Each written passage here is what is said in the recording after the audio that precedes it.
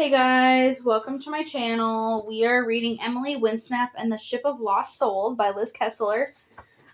We are on chapter 19. It wasn't working. Luwina, Marima, and the baby and I gotten back to the ship as fast as we could and met with the others on the top deck. After a final row call to check that everyone was on board, we'd gotten down to work. The captain had a few more nuts and bolts to adjust.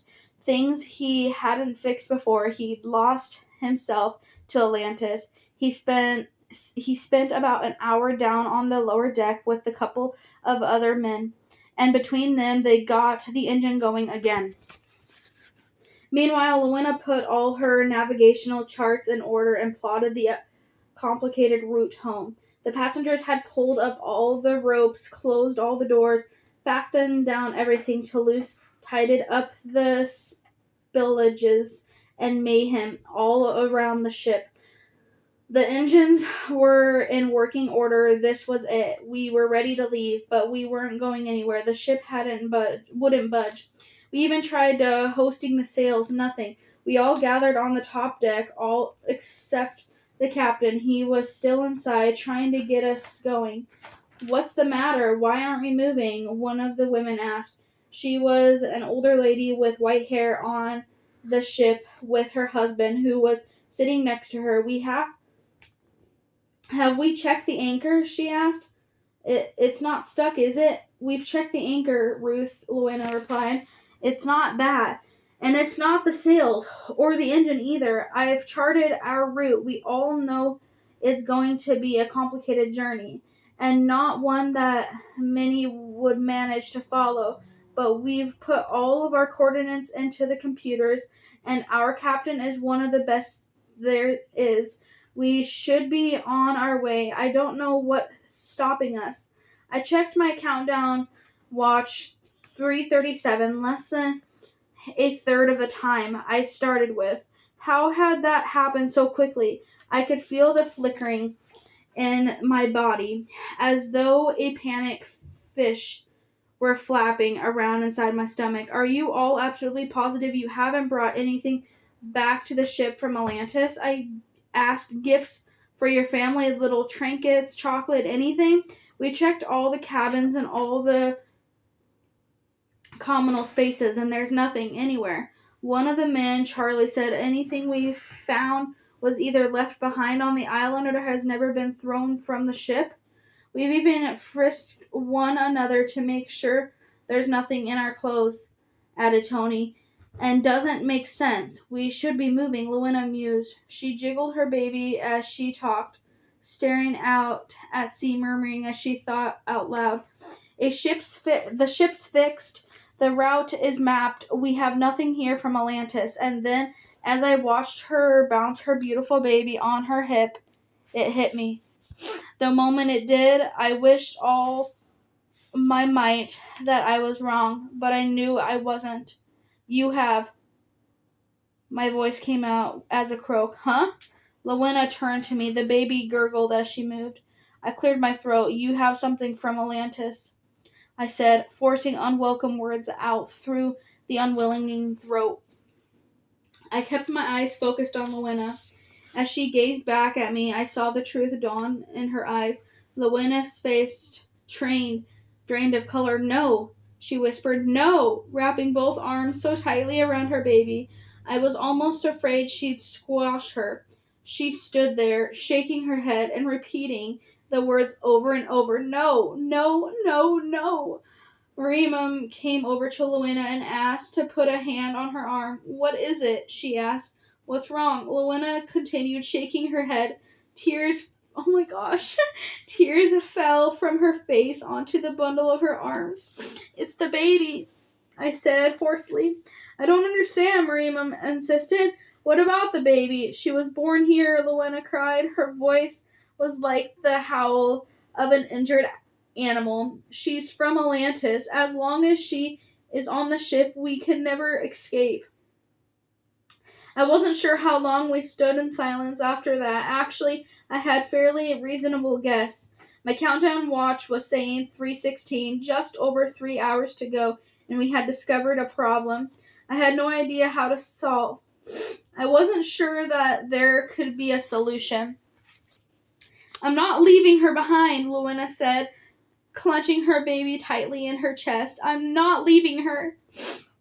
One of the other younger women came forward and put an arm around Luena's shoulder. No one is suggesting you leave her behind, she reassured her. No one would even think it. Sally, I know, but then we can never get away, Luena said. She paused, unless you go without me. We'll stay here. I've given the captain everything he needs to get back. You can do it. You're not staying behind, I said. You know that after today there will never be a way back. I thought of Lyle's pale, gray face, his dark eyes, and hope he'd seen in them when he waved me off. You're not staying behind, I repeated more firmly. But there's no other way, Luena insisted. Better for you to leave us behind than for everyone to be stuck here forever. There must be another way, I insisted. There has to be. My brain was working double time. There was something here, a solution. I could sense it, almost feel it, itching the corner of my mind. Numbers, hours, baby, portal. I could feel Luena's beside me as she thought, her baby in her arms, rocking her, soothing her, whispering comforting thoughts, when really she was the one who needed comforting. You know, it's strange, she said, as she looked at her baby. She's always had this little worry on her face, always a little frown. I thought it was just a shape of her face, but maybe it was this. Maybe somehow she knew. My baby knew all along. Knew we were doomed. Luena's voice broke.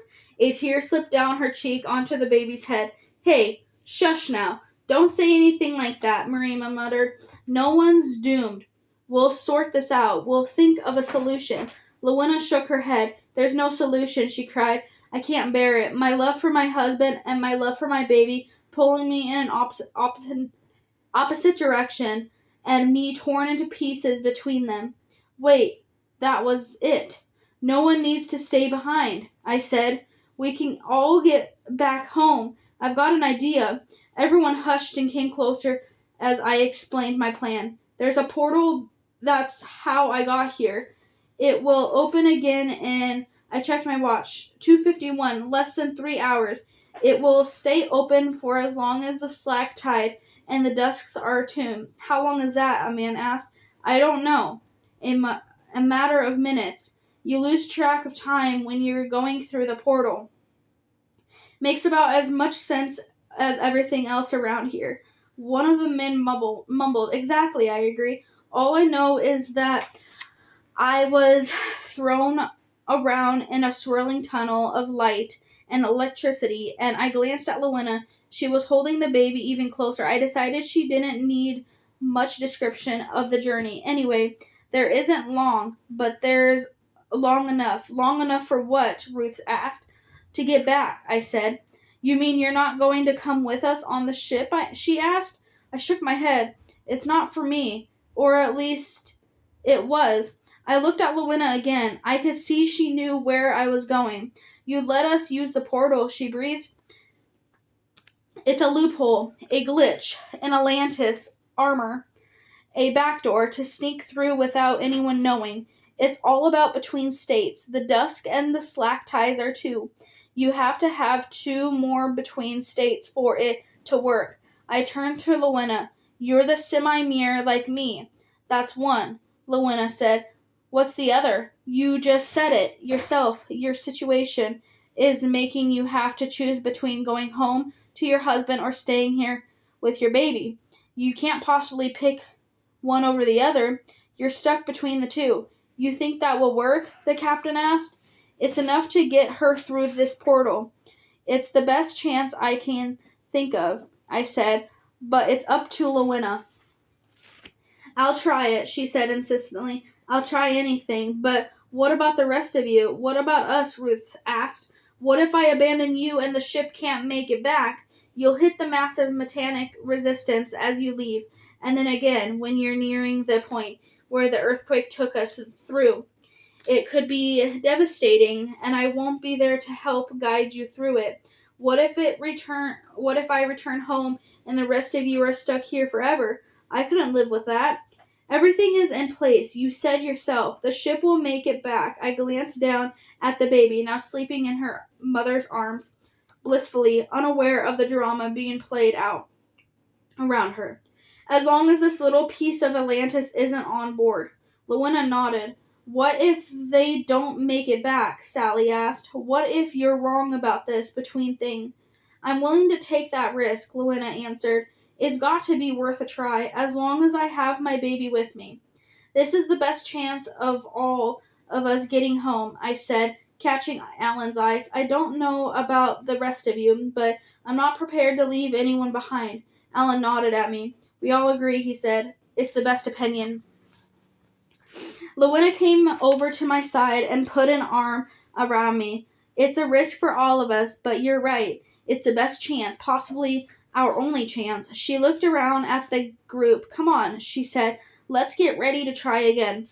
Luena said emotionally goodbyes to the others. Then she and I went down to her cabin together. As we reached her corridor, we edged into the water. Luena's legs did the same as mine.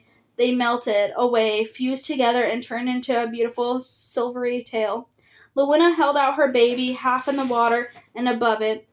A few minutes later, the same thing happened. Her teeny, tiny legs were replaced by a tiny pink tail.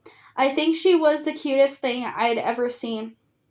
Luena saw me looking and smiled. Clear little thing, isn't she?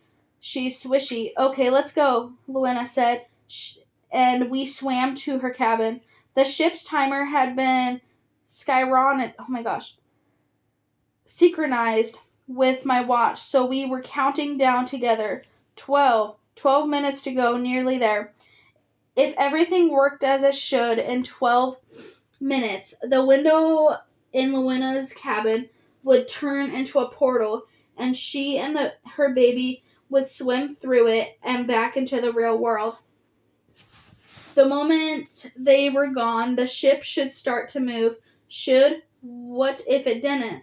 What if I was stuck here forever? What if I never saw Shauna again, or Aaron, or Mandy, or Mom or Dad, or Emily? Luena broke into my thoughts. Huh, yeah, what? You're sure you're about this? Of course, I replied without hesitating. I didn't want to share my fears with her, not in this stage. Are you? Luena nodded. Look, if I don't get back, you'll get back. Don't talk like that. I know. I'm sure everything will be fine, but just in case, if I don't get back, if it doesn't work, will you do something for me? Of course I will. Anything. Tell Lyle about our daughter. Tell him she had his eyes. Tell him she already loved him as much as I did. Tell him It won't be necessary, I interrupted. I couldn't bear to hear her talk like this, as though she and the baby had already failed, as though they were already things of the past. Just tell him I'm sorry, she insisted. I'm sorry I didn't get to tell him about her, and I'm sorry I messed up. Tell him to be happy. Will you do that for me? I nodded. I couldn't speak. Luena reached out and stroked my cheek. You're a brave girl, she said softly. Something about the way she stroked reminded me of my mom, and I was instantly hit with the lurk of homesickness and felt like the fist of my stomach. How much time is left? She asked. I showered her and the timer on my watch. 4 minutes, she said. Are you ready? How could I be ready for this? I mean, I'd faced Neptune in a bad mood, a sea monster waking up on the wrong side of the bed, an evil tyrant frozen into a mountain. But somehow none of them had scared me as much as this. It wasn't only my life at stake here. It was a ship full of people's lives, including one that had only just begun. Yeah, I lied. I'm ready. I gave the baby a kiss on her head and wrapped my arms around Luena. Good luck. I breathed into her shoulder. You too. She hugged me hard, then pulled away to hold me at arm's length. I'll see you on the other side. I hope so, I thought. I really hope so, too. 2 minutes to go. Look, I pointed at the porthole. It had started shimmering, and it had when I came into the ship. Lighting up with 100 colors, vibrating, buzzing. Was that only 12 hours to go? It already felt like a week. The porthole hummed. I could feel the electricity from here. 1 minute left. Luana smiled at me, then clenched her baby mergirl in her arms. She turned away, ducked below the water, and swam towards the waiting portal.